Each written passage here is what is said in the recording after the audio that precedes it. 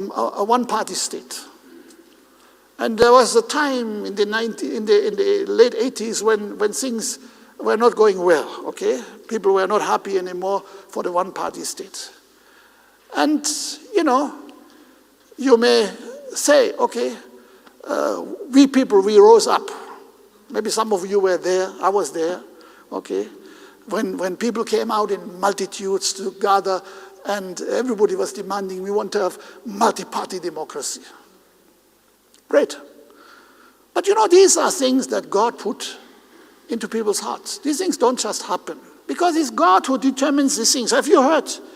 Okay, God uses human beings according to his own way, because the Bible tells us that he is actually directing the lives of people like rivers. Okay? We read earlier on in Acts chapter 17 that God made every nation of men that they should inhabit the whole earth, and he determines the time set for them, the exact places where they should live. So, we have a purpose. We have a reason to be here. So in 1991, we had elections. And lo and behold, we had a peaceful election. We had a change of government, which in Africa up to then was a very rare occasion. Okay, very rare.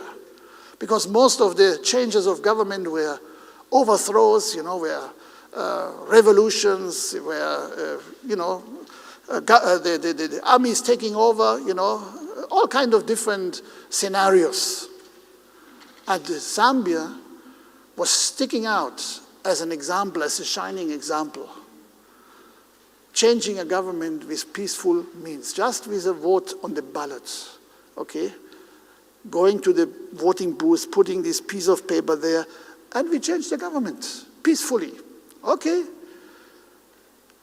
If you would think, or you would have thought at that time that this is a one-time occurrence,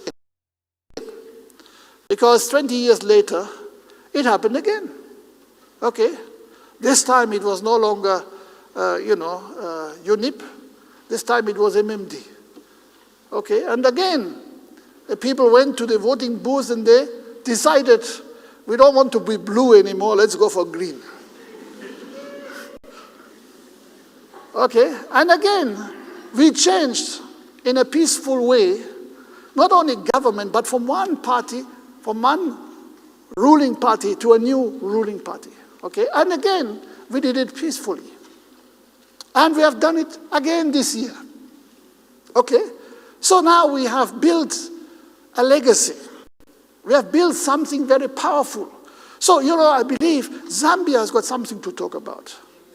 We are a shining example, not just in Africa, but even in the world. Look at how democracy is being abused, even in the home of... It's because we must understand that God has given a headman, then they get lesser authority. Whether they are a chief, they get more authority. Whether they are, a president or a king, of course, they have greater authority. But ultimately, the final authority is he himself. Okay, we must never forget that. A nation may only have its own interest in mind. Okay, and that's very often the problem. Nations are seeking their own interests. And of course, there's nothing wrong with that per se. But we should not be selfish, even as a nation. We should always seek the good of the world. Okay, we should always be a shining example to everybody else around us, like Zambia has been. In terms of democracy, we are a shining example to the whole world. Okay, isn't that powerful? So yes, we are having certain manifestos, and every party comes up with their plans, with their manifestos, and that is okay, but we must never be selfish, self-centered. We must always realize we are part of the family of nations, and we are under God. Now, God builds all nations to fulfill his magnificent plan.